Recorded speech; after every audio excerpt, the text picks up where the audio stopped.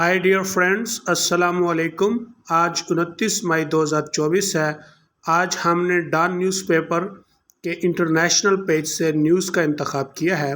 वो रीड करेंगे क्योंकि हमारा इंग्लिश न्यूज़पेपर पढ़ने का मकसद इंग्लिश इम्प्रूव करना और साथ साथ करंट अफेयर्स और इंटरनेशनल रिलेशंस का नॉलेज भी अपडेट रखना है। इसीलिए हम ज़्यादातर वो एडिटोरियल पढ़ते हैं जो इंटरनेशनल रिलेशंस के मुतल्लिक होते हैं ताकि हमारा मकसद पूरा हो। आज हम एडिटोरियल की बजाय न्यूज़ रीड करेंगे। इस न्यूज़ का ताल्लुक फ़लस्तीन और इसराइल के साथ है। अगर आप मेरे YouTube channel learn English with आबी के रेगुलर व्यूवर्स हैं तो फिर आपको मालूम होगा कि हम ये टॉपिक बहुत ज़्यादा डील करते हैं। अब हम न्यूज़ की हेडिंग पढ़ते हैं। South African Muslim party open to deal with ANC, यानी जनूबी अफ्रीका की मुस्लिम जमात ओपन टू का मतलब होता है चांस है, हैव अ चांस, उसके पास एक मौका है। डील विद का मतलब होता है निमटना, हैंडल, सिनोनिम इसका है handle. ANC African National Congress, ये साउथ अफ्रीका की बड़ी पॉलिटिकल पार्टी है और कई सालों से इक़्तिदार में है। अब हम इस न्यूज़ को डिटेल से पढ़ते हैं। जोहान्सबर्ग, इसका मतलब है कि ये न्यूज़ जोहान्सबर्ग से रिपोर्ट की गई है। जोहान्सबर्ग साउथ अफ्रीका के सूबा गाउटेंग का मरकज़ी और सनती शहर है। A small Muslim political party in south Africa, एक छोटी मुस्लिम सियासी जमात साउथ अफ्रीका में, अल जमा, जिसका नाम अल जमा है, इज़ गेनिंग सपोर्ट, हिमायत हासिल कर रही है। किसकी? लोगों की हिमायत हासिल कर रही है। Due to the assault on Gaza के ऊपर हमले की वजह से। The party sees itself as a potential coalition partner for the African National Congress. The party sees itself, party अपने आप को समझती है एज अ पोटेंशियल, एक कुव्वत, एक ताकत, कोएलिशन पार्टनर की। कोएलिशन का मतलब होता है कि जब दो या दो से ज़्यादा पार्टीज़ आपस में मिलकर एक गवर्नमेंट बनाती हैं तो उसे कोएलिशन या इत्तेहाद कहा जाता है। तो वो अपने आप को एक इत्तेहादी पार्टनर की ताकत समझती है। For the African National Congress, किसके लिए? African National Congress. वो ये बात जानते हैं कि अफ्रीकन नेशनल कांग्रेस मुल्क की सबसे बड़ी जमात है और उसने इक़्तिदार में आना है और वो उसके इत्तेहादी होने के ख़्वाह हैं। आफ्टर नेक्स्ट वीक्स वोटिंग, अगले हफ्ते की वोटिंग के बाद, it's leader stated on Wednesday, ये उसके रहनुमा ने बुध को बयान दिया। Solidarity with the Palestinian is a popular position in south Africa. Solidarity का मतलब यकजहती है, फ़लस्तीनियों के साथ यकजहती। इज़ अ पॉपुलर पोजीशन, ये एक हरदुल अजीज़ पोजीशन, हैसियत, मकाम है। इन साउथ अफ्रीका, जनूबी अफ्रीका में। वेयर मैनी पीपल, जहाँ पे बहुत सारे लोग, लाइकन का मतलब है कंपैरिजन करना, मुआजना करते हैं।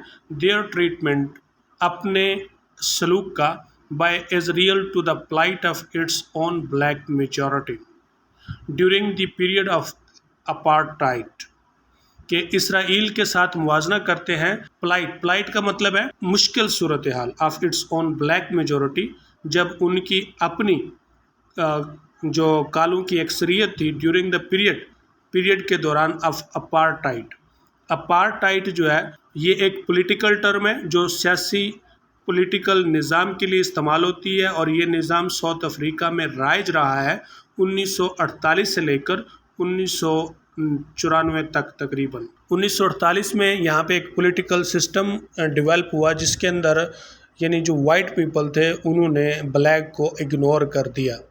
उन्होंने, वाइट पीपल ने ये दावा किया कि जो ब्लैक लोग हैं इन्हें कोई राइट हासिल नहीं है, तमाम राइट्स जो हैं वो सिर्फ वाइट लोगों को हासिल हैं और हुकूमत करने का तो बिल्कुल भी राइट नहीं ब्लैक लोगों को, और हुकूमत में और तमाम बड़े ओहदों के ऊपर सिर्फ वाइट लोग होंगे। जो ब्लैक लोग हैं ये सिर्फ काम करने के लिए हैं और उनकी ग़ुलामी करने के लिए हैं। तो ये टर्म अपार्टाइड इस पीरियड के लिए बोली जाती है जो 1948 से लेकर 1994 तक रहा और इसमें काले लोगों के हालात बदतर रहे और वो लोग اپنے حالات کا موازنہ فلسطینی لوگوں سے کرتے ہیں کہ وہ یہ سمجھتے ہیں کہ اسرائیل نے بھی ان کے ساتھ وہی سلوک کیا ہوا ہے جو ساؤتھ افریقہ میں گوروں نے کالوں کے ساتھ کیا تھا۔ South Africa has taken Israel to the world court on accusation of genocide. South Africa Israel کو لے گیا ہے عالمی عدالت میں نسل کشی کے الزام پر۔ یہ ابھی ہم نے کل والے ایڈیٹوریل میں پڑھا تھا اور میں نے آپ کو پھر اس کی تفصیل بتائی تھی کہ اسی سال تقریباً جنوری کے مہینے میں جنوبی افریقہ نے عالمی عدالت انصاف میں اسرائیل کے خلاف ایک پٹیشن دائر کی۔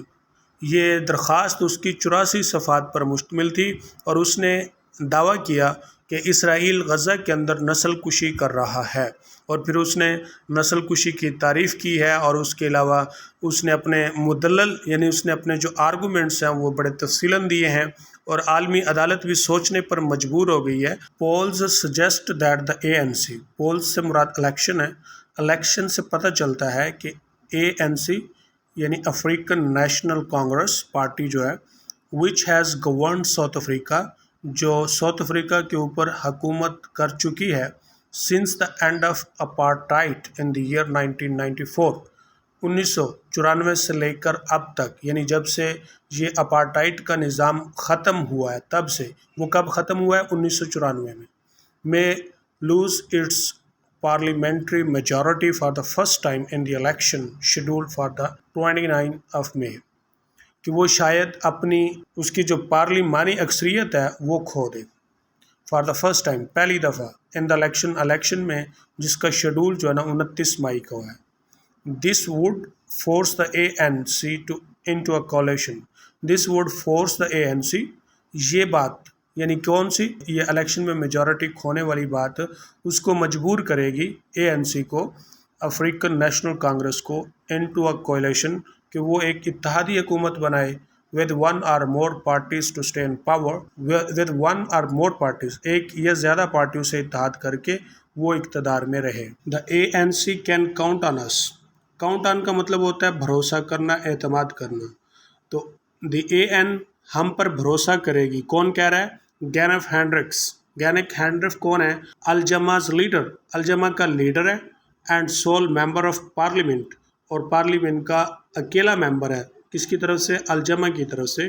ٹولڈ رپورٹرز، رپورٹر کو بتایا اس نے، South Africans are due to elect a 400 member parliament, ساؤتھ افریقہ کے لوگوں کو پارلیمان کے 400 ممبرز کا انتخاب کرنا ہے، which will then elect the country's president by majority vote، جو بعد میں ملک کے صدر کا انتخاب کریں گے اکثریتی ووٹ کے ساتھ۔ If the ANC gets close to 50% of votes، اگر ANC 50% کے قریب ووٹ لیتی ہے، which translates into 50% of parliamentary seats، جو پارلیمان کی 50% سیٹوں کی ترجمان ہوگی۔ Analysts say it could likely enlist a few small opposition parties، analyst جو ہیں یا تجزیہ نگار ہیں وہ یہ کہتے ہیں کہ وہ شاید چند چھوٹی جو اپوزیشن پارٹیز ہوں گی ان کو فہرست میں لائے گی، to keep its leader Cyril Ramaphosa in power,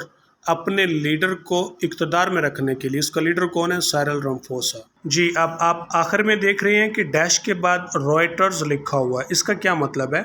اس کا مطلب ہوتا ہے کہ آخر میں جب ڈیش کے بعد جو نام لکھا جاتا ہے یہ نیوز ایجنسی کا نام ہوتا ہے، جو نیوز ایجنسی اس کو رپورٹ کرتی ہے۔ تو رائٹرز نیوز ایجنسی ہے جو پوری ورلڈ میں کام کرتی ہے، لیکن اس کا ہیڈ کوارٹر میرے خیال میں لندن میں ہے۔